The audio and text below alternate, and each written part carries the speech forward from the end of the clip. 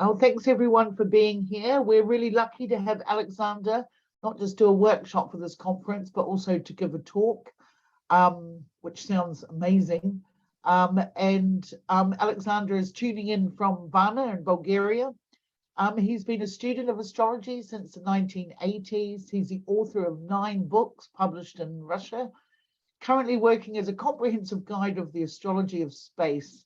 He's also a web developer and an author of several mobile apps. Wow, great, brilliant. Thank you, Alexander, and we're really excited to hear this. And so handing over to you. Thank you very, very much. Thank you, Wendy, and hello, everyone. We have a very strange topic today, heliocentric astrology. Who would need heliocentric astrology? We are born on the Earth, not on the Sun. But okay, let's try and see, maybe there is some use in it. And I'll start from a little bit of astronomy, actually. The heliocentric model, the idea that it's not the sun that rotates around the Earth, but it's the other way around, was originally introduced by Aristarchus of Samos in the 3rd century BC. But it wasn't accepted by the humanity then because of religious dogmas. Because according to religious worldview, the Earth must be in the center of the universe, in the center of creation, and anything else might rotate around it, doesn't matter. And doesn't matter what philosophers think. The church wouldn't allow them to pursue those views. And the second time it was introduced, as most people know, by Nicolaus Copernicus in the 16th century. Some people say he knew about the work of Aristarchus of Samos. Some people say he was original. And even then, in the 16th century, it took quite a bit of effort to push this idea through the church, to get it allowed to be published. And for thousands of years before Copernicus, to explain and calculate the movement of planets in the sky, astronomers had to use something quite elaborated. Because, you know, if the planets are rotating around the Earth, then why at times they go retrograde? That doesn't seem logical. And so astronomers had to come up with a complex model, including epicycles, like shown in the slide, in this picture. And why I'm telling you this? Yeah, and when Copernicus came up with his idea, astronomy suddenly became much simpler. Those things that they had to explain with epicycles, with some, you know, tricks, now became obvious and clear, and everything became very easy. Why I'm telling you this? Because this often becomes the experience of astrologers who dare to explore heliocentric astrology. Everything becomes like so much simpler, so obvious, so clear. But let me show you that in practice. And well, first, I probably will need to give you some justifications. Why would we need to explore even heliocentric astrology? Because most astrologers are used to the traditional kind of astrology where we are having astrological houses, and those houses are bound to the local horizon of the place of birth, to some place on the Earth.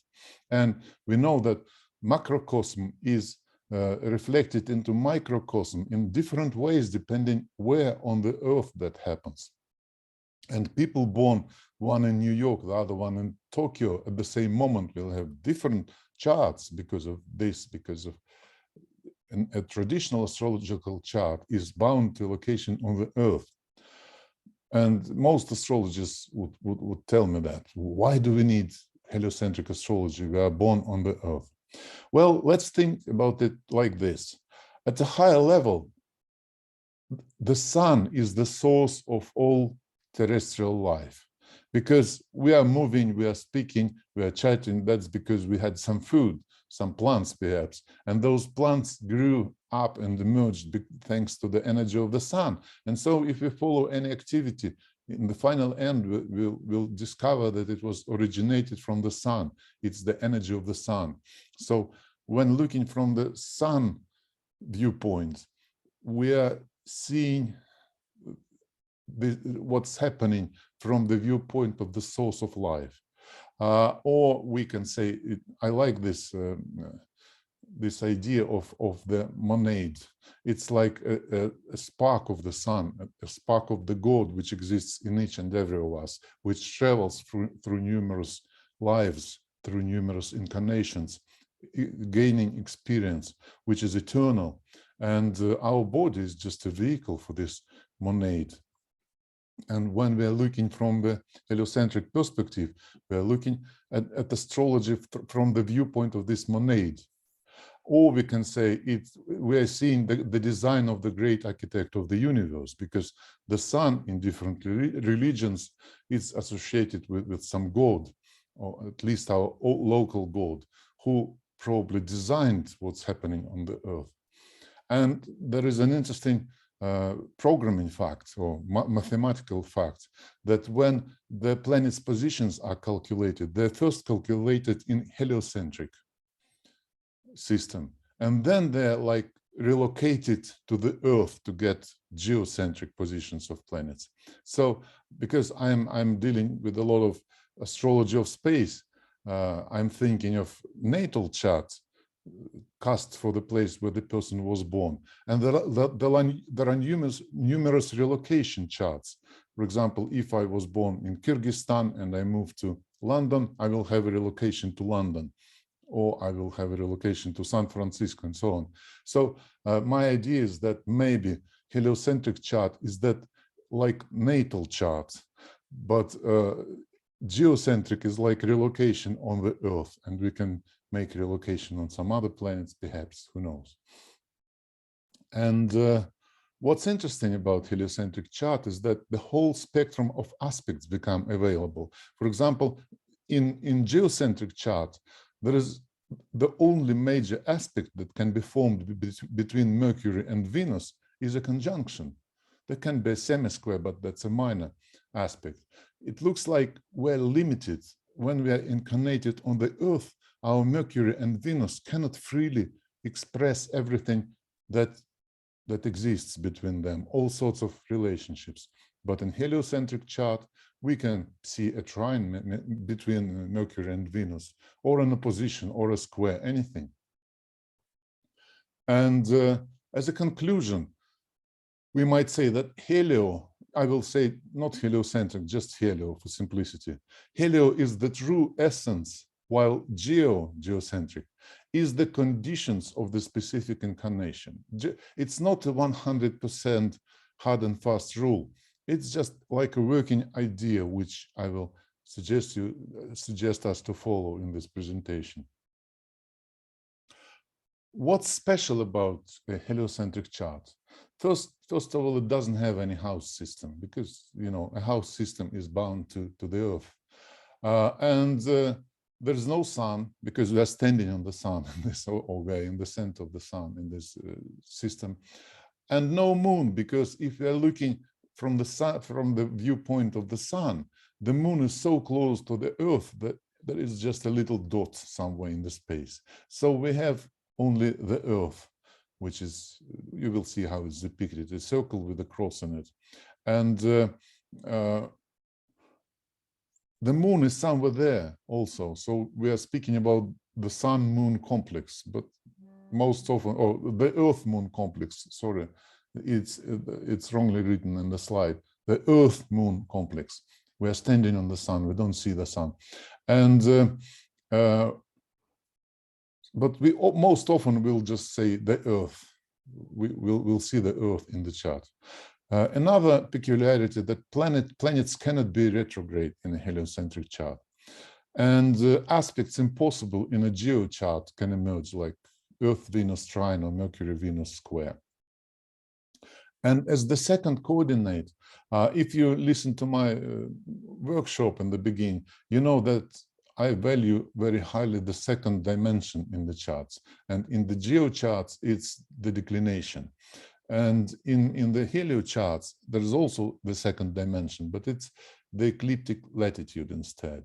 And since planets don't travel very far in ecliptic latitude, the orb used in it is usually quite narrow. usually not more than 20 minutes of arc. And another special feature of a heliocentric chart is that it is not very sensitive towards the time of birth, because usually what's very sensitive to the time of birth? The system of houses. It moves approximately 1 degree every 4 minutes, but we don't have any houses. The moon travels like 12, 13 degrees every day, but we don't have the moon here. So the fastest planet is Mercury. It's quite fast in heliocentric system, but still two people born within the same day won't have a lot of difference in their heliocentric charts. And that's a benefit because we can deal with people for whom the time of birth is not known. We can put it midday and it will work just fine. But also we cannot distinguish between people born in different places, we can say. And that's like a weakness. But on the other hand, when looking from the point of view of the ideal, we can give people advice which can be universal, right? Like be healthy, love each other, and so on. So, and that will be useful for everyone. And that's something we might do in heliocentric astrology. And since there are no houses, the most important element in a heliocentric chart is the aspects and their configurations, as you will see soon. There are not so many books and other works on heliocentric astrology, and the one I could recommend you wholeheartedly is a guide, Heliocentric Astrology Guide by Michael Ellewine. It's not, I didn't give you a link, but it's very easy to find it online because Michael Ellewine is a very generous person and he has a website, and on that website you will find PDF versions of all his, or most of his books and works and guides. So you can find it there, and I will quote quite a few ideas from this guide. It's brilliant. And actually, Michael Ellewine himself is a very good example for us. You probably know about him quite a lot, but let me remind to those who doesn't that Michael Ellewine is one of those who was at the source of, at the beginning of astrological software. He created Matrix software company, which released software titles like WinStar, Blue Star, and astrology veterans probably worked by all means with this software. It was quite well known. It is a little bit less popular these days, but it was Michael Ellewine who came up with algorithms for calculating planetary positions at those times where astrologers were using not computers, but some programmable calculators or something like that.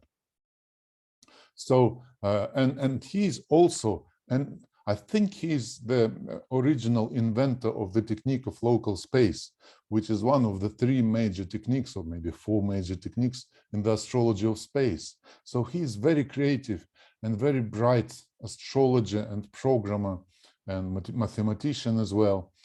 But besides that, he's very interested in popular music, and he has a popular music guide. And also he's very interested in photography, and he has some books, quite a few books on photography.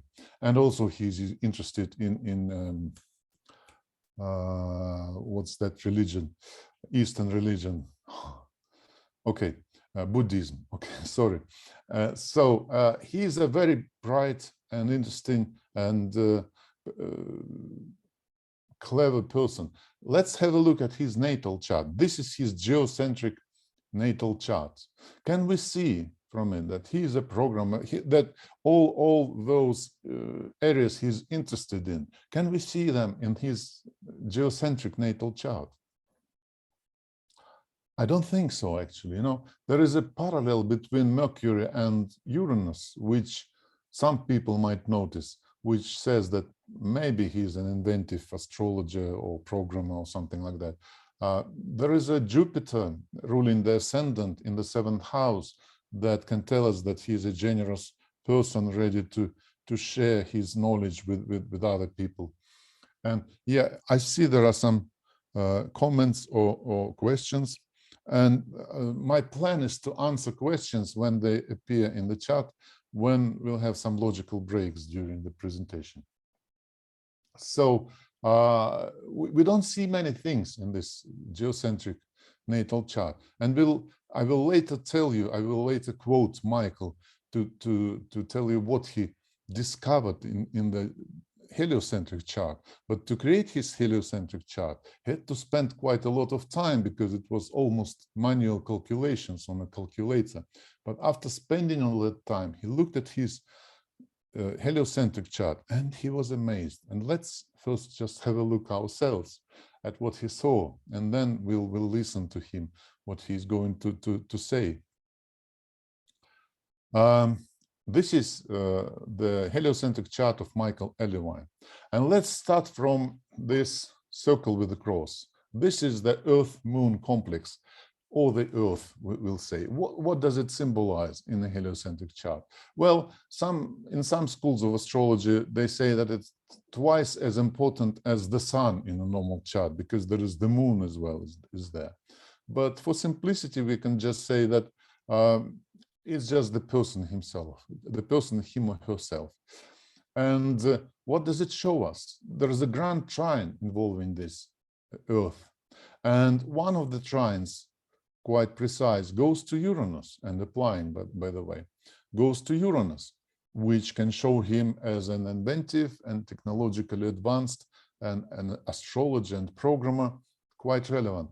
Also, we can see in the other apex, so in the other corner of this grand trine, we see a conjunction of Venus and Neptune. And Venus is in Virgo, which in my view can look like a collection of knowledge about popular music, because Virgo is a collection, many different details.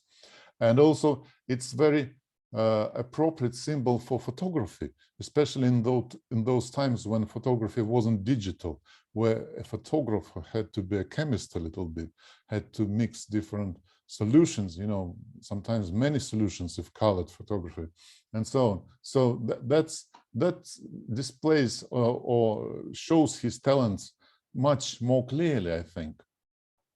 And at some point, I'm not sure which slide is that, I will show you what Michael himself told about his impression. Okay, here it is.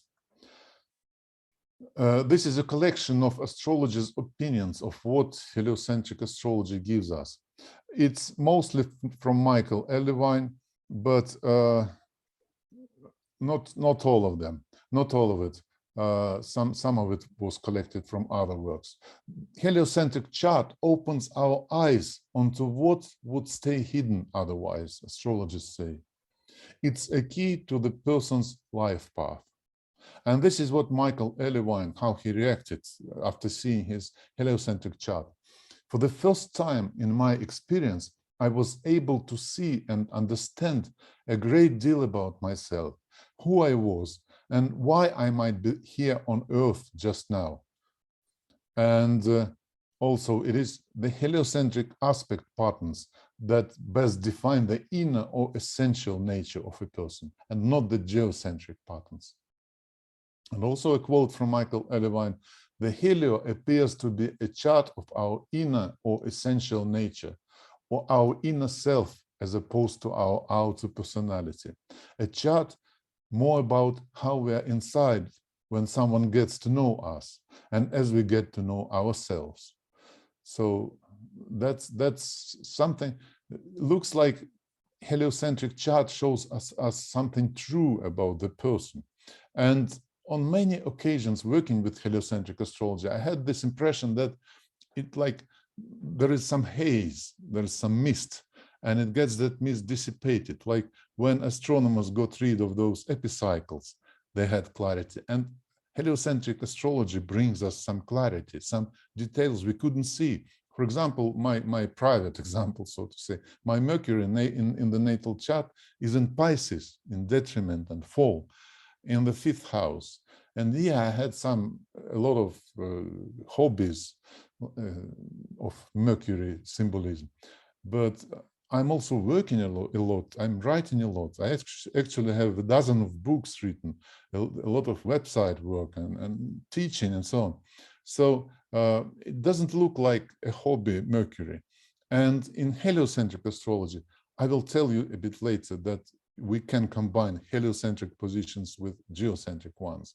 And if I put heliocentric Mercury into my geocentric natal chart, it falls into the third house of writing and teaching, and it's in Capricorn then, which is like a a logical mind which you have to be to have as a programmer. And there are other interesting details, so it just adds quite a bit of clarity, I think. But let's go ahead. Let's have a chat. Let's have a look at the chart of Mick Jagger. He is a famous, very famous musician and singer and song author, right? A songwriter. Can we see all those talents in his geocentric natal chart, which you see right now? I think we don't really. We can see that this is a very, very creative person because he has such a stellium in Leo. But that stellium is in the third and fourth houses. Venus is important for an artist or for a singer or musician, probably. But his Venus is in Virgo. Yes, it's in the fifth house, so there is something. It's in trine with Mars, and we know that he's a very, his sexuality is very powerful. So, but Venus is not very strong. So it does show us, it does tell us, but it's hazy, it doesn't give us some clarity. So let's have a look at the heliocentric chart. And there are a couple of aspects missing here, but I will tell you what's missing. Let's first of all look at Venus. Venus is, it's not shown here, but it's at the top of the Yod figure. Yod figure, 2 quincunxes and a sextile between them. Look, Venus is 7 Capricorn, Uranus is 6 Gemini. So there is a quincunx here, sextile to Jupiter and Pluto, and back to Venus. So there is a precise, very precise quincunx, and Venus is at the top of it, which is much more appropriate for a musician and songwriter. Also, this Venus is in a trine, again, precise trine with Mercury, strong Mercury in Virgo. So this is a songwriting, right? Beautiful words, Mercury, Venus.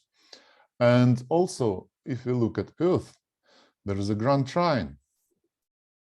There is Neptune and Uranus, and it's quite appropriate for a musician, I think, and especially a rock musician. This Uranus is more about rock music, I would think, and also this opposition to Jupiter and Pluto. If in major astrology they say this is a super success aspect, and financially especially. So I think Mick Jagger is a very well-off person, actually, and this is all like a closed configuration, despite a couple of aspects missing from this chart. So this is a very powerful and interesting position, which tells us a lot more about the talents of this person, I would say, and his nature. Just one example. And we in heliocentric dimension, we can also do some interesting synastry. In synastry, we usually just find mutual aspects between geocentric charts. We can find mutual aspects between heliocentric charts. But also, I will tell you a little bit more later that we can combine geocentric and heliocentric. And right now, let's just speak purely about heliocentric. And what do we see when we define aspects between 2 heliocentric charts? Oh, okay, let me have a look in the chart. Maybe this is actually a logical break. I should have used. Okay, there is a website where you can download works. Thank you very much for posting a link to my website. It doesn't have anything heliocentric, actually, but all right. Okay, so let's continue. Heliocentric synastry. What do we see in heliocentric synastry? In the geosynastry, we are comparing the partners' incarnations on the Earth, their interactions in the earthly lives. Comparing heliocharts of the partners, we are looking at them from the viewpoint of a higher purpose or cosmic design, maybe. How do their monads interact? And how do these relationships look from the viewpoint of the creator? Some higher, more essential look, perhaps. A rich combined planetary geometry in heliocharts shows the importance of the relationships in the global or universal scale. And maybe this bond, if we see some bond between the charts in the heliocentric astrology, maybe this bond goes beyond the current incarnation, since we are looking at the interaction of the eternal monads. And let's have an example. Edward VIII and Wallace Simpson. I will remind you that Edward VIII was a British king who abdicated the throne to marry this twice divorced American woman. And there should be some very strong, something very strong between them, right? If he managed to do that, to abdicate the throne, that's quite a strong step, I would say. And there is some, this is the geocentric synastry. In the center, there is a chart of Edward VIII, and around in the outer circle is the chart of Wallace Simpson. And there is some obvious synastry here. We can see the stellium in Gemini, and his Jupiter and Neptune and Pluto, and Venus and Neptune and Mercury. And but what surprises me here is that his Mars is not very well aspected, because his Mars is in Aries, in the beginning of Aries. And if you give it some reason, it will just go ahead and do whatever it wants. But we don't see that reason here.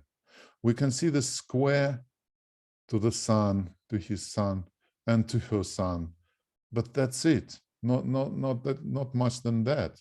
Nothing impressive. Let's see, maybe heliocentric perspective will give us more understanding. And this is a comparison of heliocentric charts of Edward VIII and Wallace Simpson. And what I like here is look at his Mars, his chart on the internal circle again. His Mars now makes a trine to his Neptune, but most importantly to her Pluto, Venus, and Neptune. Now consider the strength of this triple trine, his Mars and her Venus, Pluto, and Neptune. That's a lot of passion, right? That's a moving energy. That explains a lot more than just that Mars with the square to the sun. So just adds a little bit of clarity to the nature of their relationships. We can find a lot more interesting details here, but I don't want to get stuck into analyzing all the aspects. I want to show you an idea first. Heliocentric astrology is very often used for global phenomena, because what we see in the heliocentric chart, it's correct for the whole Earth, right? So helio perspective works well in financial astrology, because if we see some financial cycle, it works, it develops around the whole Earth, or other applications of global scale, astrometeorology, because perhaps. In these cases, phenomena are studied that are not associated with a particular place on the Earth, or can be manifested in several different places. There is a work, rather well-known work by John Nelson. It's a scientific work in which he's showing that heliocentric configurations are correlated with radio waves disturbances on the Earth. There were some scientists who kind of disproved his work, but that's natural. I think once you do something in science which looks like astrology, there will be a lot of people who will be very keen to disprove what you are doing, and not always in a justified way. So I still refer to John Nelson. That's like a miracle. He has shown that heliocentric astrology actually works in technical applications. Quite often, critical events such as earthquakes or financial crashes have grand trines in their charts because they show a release of energy. Because how usually earthquakes happen, for example, it's there are many rules that define how earthquakes happens. I'm not going to tell you all the rules here, just to illustrate one little point. And normally there is an accumulation of energy over time, slow aspects of heavy planets, eclipses, and it's like a dam on the river. It collects a lot of water, and then something punctures it or opens the release of energy, and that's a trine or sometimes a grand trine. Let me show you a chart, a geocentric chart of the strongest earthquake ever recorded on the Earth. Valdivia earthquake. I think its strength was 9.5 points on the Richter scale, the strongest earthquakes ever recorded. And this is, we know the precise moment and the location, and this is its geocentric chart. And as it is typical, we see this grand trine. And as it often happens, with this Neptune also included into it. And as it often happens in the charts of earthquakes, you can see that some planets is on the horizon, either ascendant or descendant. And here we see this Mars on the descendant, right on the descendant at the moment of the earthquake. But the strange thing about this Mars is it doesn't seem so energetic from the aspects formed to it. There's some sextile, and that's it. There's nothing more. No even aspects of declination. Nothing. Just one sextile. Why is that? That's strange. Let's see if a heliocentric perspective will give us more understanding. And here is a heliocentric chart. And look what we see here: Mars, Pluto, Earth, T-square. And all the three aspects in this T-square are applying a very powerful configuration, which shows that there is a lot of energy behind this Mars. Actually, we couldn't see that in the geocentric perspective at all. And now we'll try to do something very unusual. We'll try to look together at the two charts. On the inside, we have a geocentric chart of the earthquake. And on the outside, I put the heliocentric planets.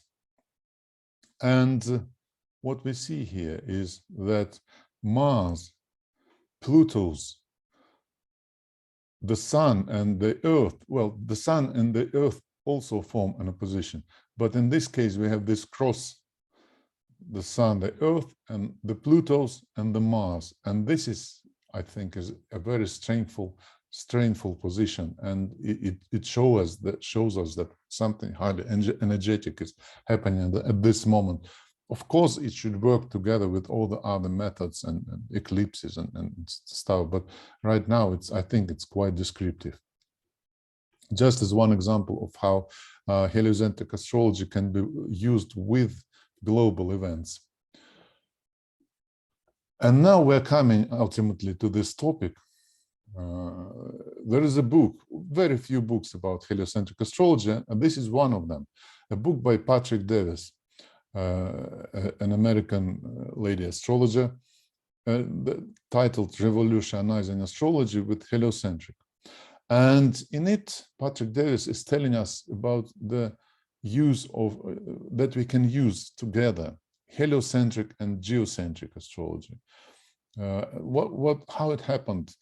She got a computer at some point in her practice, and she started calculating different charts, and she found a button saying helio. So she found that she can calculate heliocentric charts, and she was following some hurricane in Florida, and she noticed that heliocentric chart actually tells her more about the hurricane than the normal chart. And she started using and creating helio charts for different people, for herself, for her husband. And at those times, computers couldn't create those colored, beautiful charts like they do now. So they just printed out the positions of the planets, and an astrologer had to draw the chart on a piece of paper. And she was doing a lot of research, and she spent a lot of time and paper doing that. So at some point she decided that she will put two charts on one piece of paper, geocentric chart and in a different color, heliocentric positions. And then she started noticing that there is a lot more new and relevant information emerging in that chart when you put helio positions into geo chart.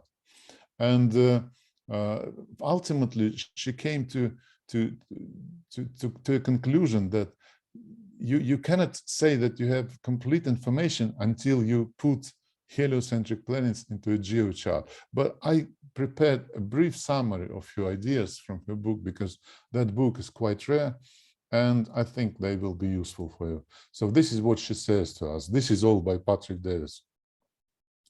People who, okay, stop. This is, okay, let me, the order of slides is a little bit strange here. Let me first tell you my own conclusions about heliocentric and geocentric charts, and then we'll return to the ideas of Patrick Davis.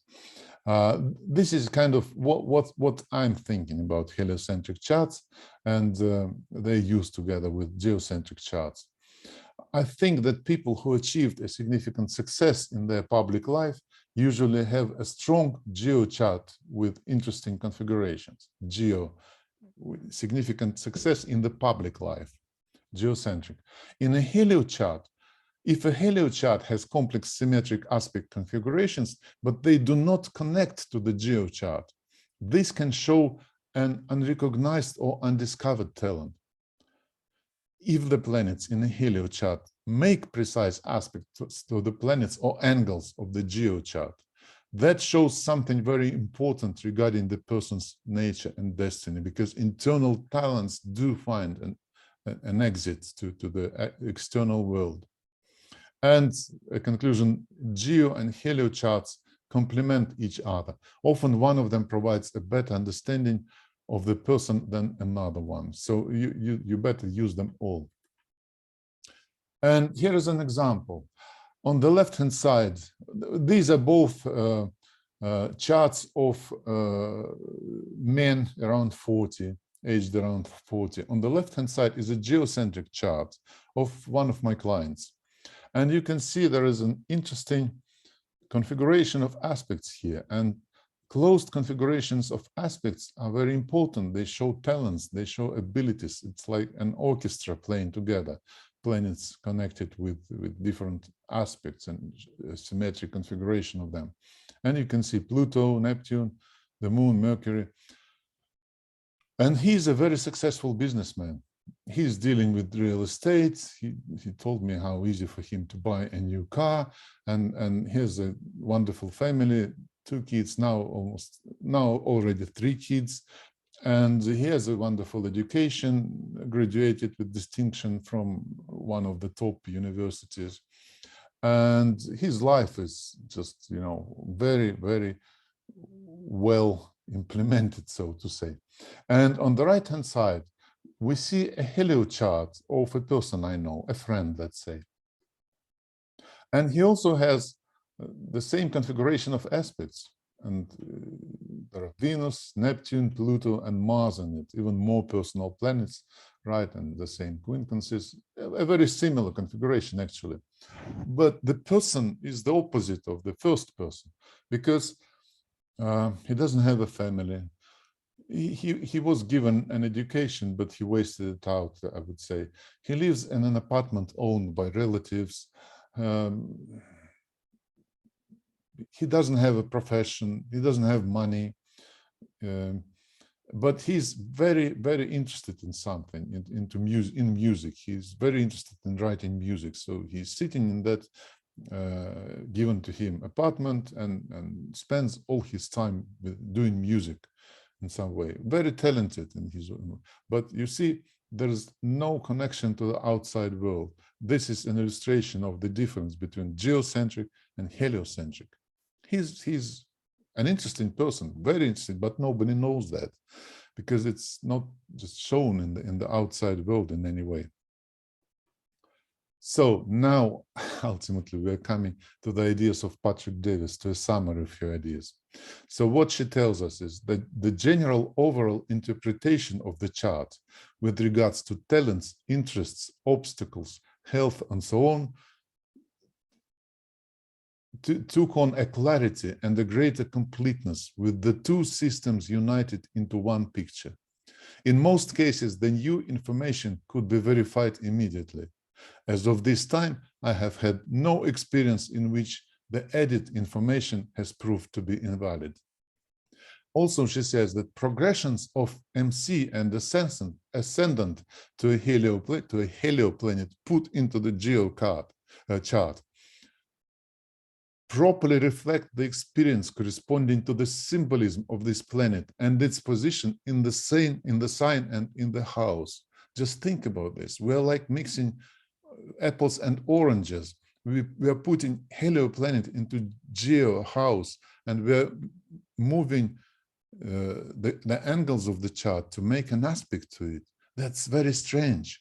And progressions, by the way, they're very earth-bound methods, because we consider the rotation of the Earth around its axis day for a year, right? And it looks very strange, and many astrologers on this basis would reject this combined use of geo and helio charts, but the thing is, astrology, the way how astrology works, is not sticks and stones, right? It has some mysterious way of operation. It's more like a hologram, and in hologram we can overlap vibrational pictures and see something new emerging. It's like in stereo, in stereoscope, you see different pictures, and combining them you see something new. So Patrick Davis tells us that she had she wrote the whole book about this approach, and they did a lot of experimentation, and it's up to you whether to use this approach or not. But we'll continue with her opinions. When both systems provide a similar information, a power structure emerges, which significantly emphasizes the corresponding theme in the chart. And I will show you a couple of examples of power structures a little bit later. More from Patrick Davis. Neither geo nor helio planet is sufficient by itself, although one of them might convey more information than the other. For best results, both geo and helio positions of the planets should be used. Secondary progressions a day for a year of helio planets, secondary progressions of helio planets are as effective as secondary progressions of geo planets. That cannot work logically, it does work.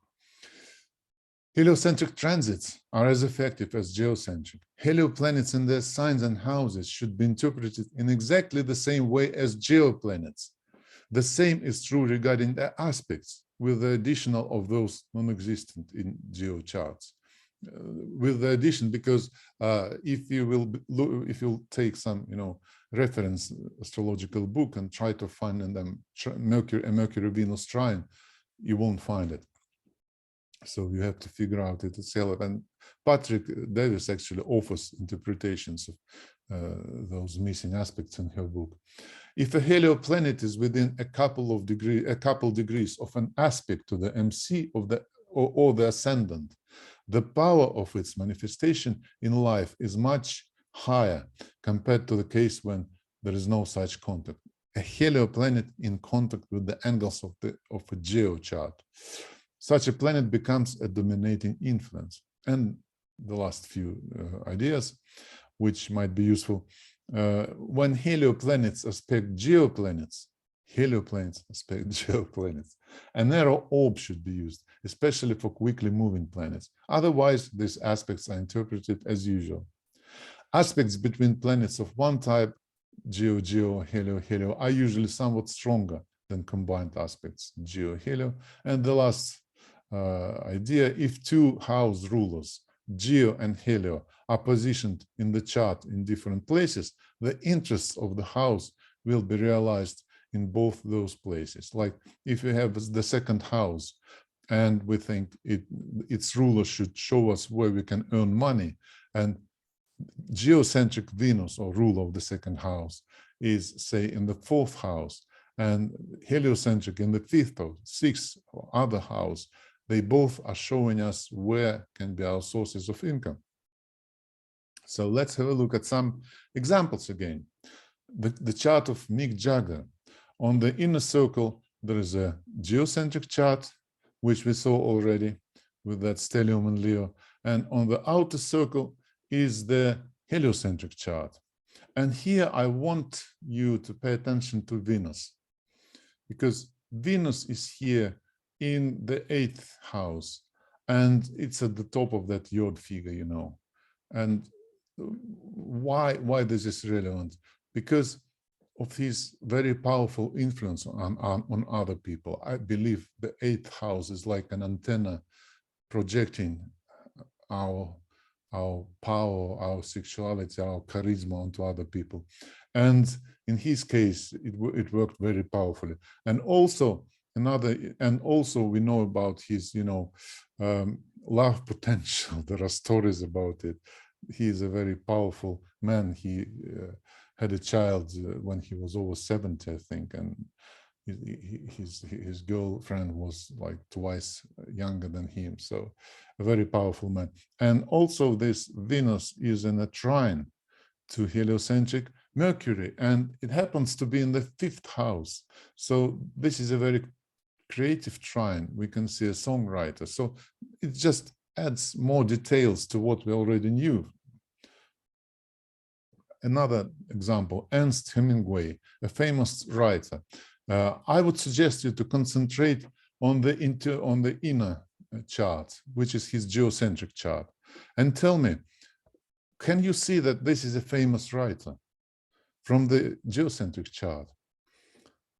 We can see that Mercury rules the ascendant, Mercury rules the MC, Mercury is in creative Leo, so this is a person whose career probably is related to Mercury and is creative, right? But Mercury is in the 12th house. See, he's sitting alone on some island, perhaps, I don't know. It doesn't look like a success, like he has a lot of success in this career, right? And it doesn't look like really a writer. Maybe he's dreaming, maybe, I don't know what he's doing. But when we put heliocentric chart around the geocentric chart, we can see that Mercury emerges in the 3rd house of writing, and it also makes a precise trine to his sun. So this Mercury becomes a channel of his self-expression, and it's in the 3rd house, and that's much clearer that it's a writer, actually, I think. Also, Venus is interesting here, because in heliocentric chart, it emerges in the 10th house in conjunction with Neptune. And Venus in the 10th house is like a template interpretation, is that the person is liked by those who are above, or by the public, or by the society, so he is popular. And this Venus is trine to his Mars, heliocentric Mars, and square his geocentric Mars. And I thought this Venus in Gemini is like rumors about his numerous love stories which emerged in the society and in the newspapers or somewhere else. Just, some picture emerges which we couldn't see in the geocentric chart. A lot of additional information, a lot of clarity is getting added. And Wallace Simpson and Edward VIII, the same example I was showing you before, but in this case, we are taking the geocentric chart of Wallace Simpson and putting the heliocentric chart of Edward VIII on the outer circle, so combining again. And let's have a look at his Mars. Look, this Mars makes a trine to his heliocentric Pluto and Neptune, but also to her heliocentric Pluto, Mercury, and Neptune. And also there's a grand trine with her moon. So this powerful combination, this powerful multiple grand trine, I think could help us to understand the level of passion that existed between them, and that made possible what happened between them. Now to the power structures. Again, quoting Patrick Davis, power structures are formed when the same type of information is found in the geo positions as in the helio positions of the planets, or if the geo and helio blend forces to accentuate the contact.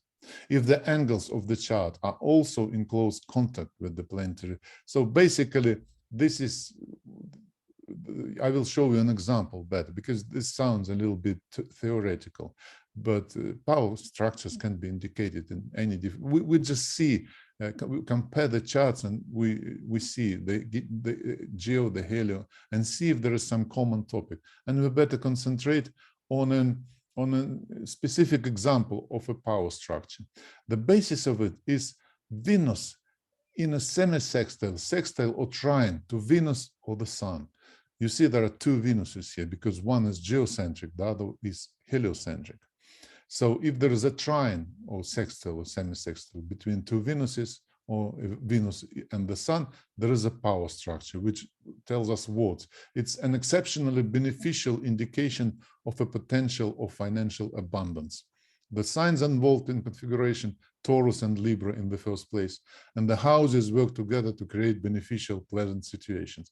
The signs are meant, we can see on the cusp of which house, Taurus and Libra, and they can give us an idea how the person can achieve that success. If Jupiter is connected to this pattern, the potential of financial abundance is further increased. And there are some further rules, but we are short of time, and I'm in a hurry to show you the example. Chris Evert, I actually recommend you to have a look at her Wikipedia page. She was born, you see the date and the time, and she was a very successful tennis player. At the age of 14, she became the first racket in the USA among girls. And this is a quotation, I think, from Wikipedia. Evert's graceful image, her pleasant appearance, calm demeanor made her a godsend for the press and a favorite of the fans. And you can see this correlates very well to what we just mentioned about the pleasant situations and so on. It's a Venus-based power structure.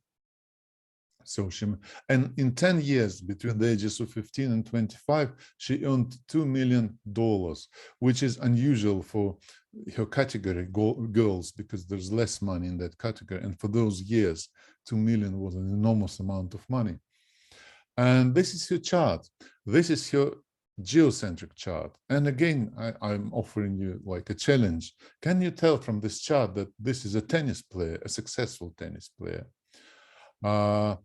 We can see Venus close to the ascendant, but still in the 12th house in conjunction with Saturn and the Moon. And I believe that this conjunction shows the amount of effort and discipline and which a tennis player has to put in her training. And she's probably training somewhere in the secluded destination. And the Mars is the ruler of the ascendant in the 4th house. Now, Patrick Davis believes that this Mars symbolizes her father, who was her trainer. Maybe, but as a ruler of the ascendant, I would think she might be a swimmer, not a tennis player. I don't know. This Pluto on the MC shows a lot of drive to achieve success, right? A lot of ambition. There is the Sun and Mercury in the 2nd house in conjunction, which puts that she showed that she was putting a lot of thinking and planning into earning money in the 2nd house. And but there are some details again, but it's hazy. We don't see that this is a tennis player in the 1st place, and this is a successful tennis player in the 2nd place. So let's have a look at her heliocentric chart. This is her heliocentric chart with the houses taken from the geocentric chart. Some software, astrological software like Astrological, they do this thing. They don't remove the system of houses when you create a heliocentric chart. So what do we see here? Mercury is still close to the cusp of the second, but we see this grand trine, and Mars is still the ruler of the ascendant, but it's now in Aries, which is quite sporty, right? And it's in the fifth house of competitive sports, also trying to Mercury. It's like agility and swiftness and those qualities which are needed in tennis. You see, it's quite more appropriate. And we can believe that this is a successful tennis player because it's a grand trine with Pluto on the MC. And there are some. 5 minutes, Alexander. Yeah, thank you. Thank you. And there are some other interesting aspects here, but let's put together the geocentric and the heliocentric chart. And this is where we see the power structure, because on the outer circle is, on the outer ring, is the heliocentric Venus. Yeah, heliocentric Venus, and it's in a precise trine with geocentric Venus. This is a trine. This is what you remember was mentioned about the power structure. And it is also connected to Jupiter. You see, there is Jupiter here. And so there is more success and there is more potential, and it's an exalted Jupiter. So there's more success in this power structure. That was an example of power structure based on Venus. And finally, there is a power structure based on Mercury. A trine between Mercuries, a heliocentric and a geocentric, very important, even necessary component of a bigger pattern showing an outstanding talent.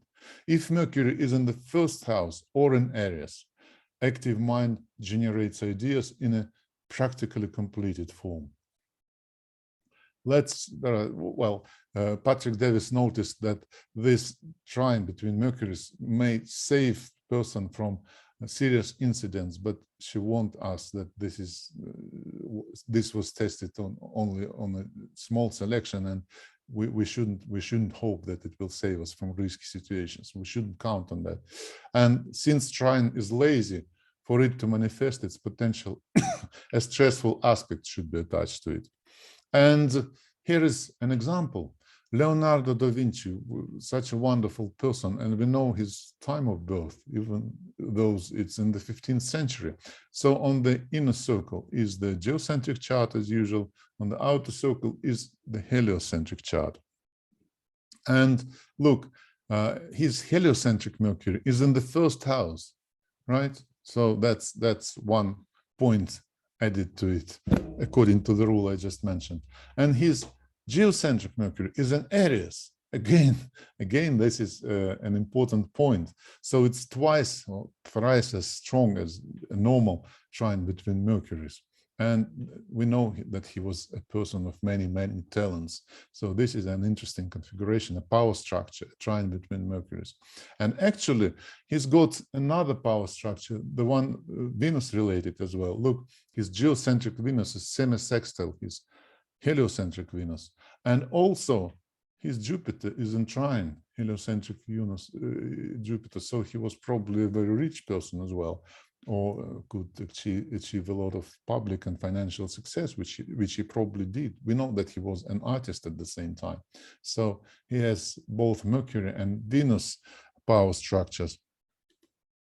And another example of Mercury power structure, Benjamin Franklin, who was also a person of many talents. And let's have a look where his Mercuries are. His Mercury, the heliocentric is 15 Gemini, and his geocentric is 12 Aquarius. So he has a trine as well between two Mercuries. And he also has, I think, a weaker version of the Venus power structure, because two Venuses are in the semi-sextile, but they're not supported by anything else as far as I can see. So this is it. This is my talk for today. Any questions, please? Thank you.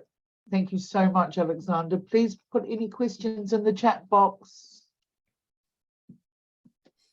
We'll will everyone get the slides, the presentation? No, they won't get the slides, but they have Ah. access to this for 30 days. They can get the Right. slides if they purchase the audio and PDFs. And then Because I skipped some wording just to save some time, but okay. It was clearly visible in the slides. yeah, it was really clear, really interesting. Yeah. Thank Scott you, has everyone. asked, have you done forecasting with heliocentric? Not really, not really. I use it mostly to clarify the talents of a person. For clients, I always make a helio chart. I haven't done a lot of forecasting actually with it. This But was really with natal work, I use it by all means. It really clarifies cases on many occasions. yeah, it's really original stuff, Alexander. It's It is, really yes. great. And Usman said, has he any planning for a helio course?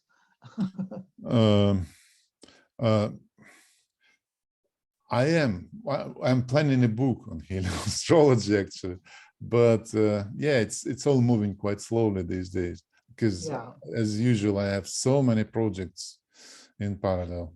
And Sure. each of them is moving very slowly, unfortunately.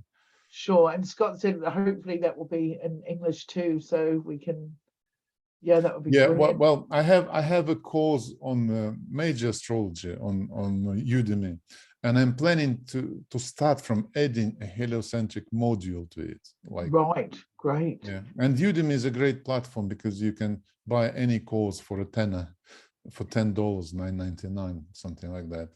That they usually have sales. Brilliant.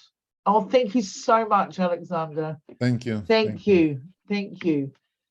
Okay, everybody. So we have another break and we will be back here at 1:45, so 13:45 UK time, for Israel Josie. So do come back, and if you go to the coffee shop, or we'll see you back here in just under 15 minutes. So thank you, everybody.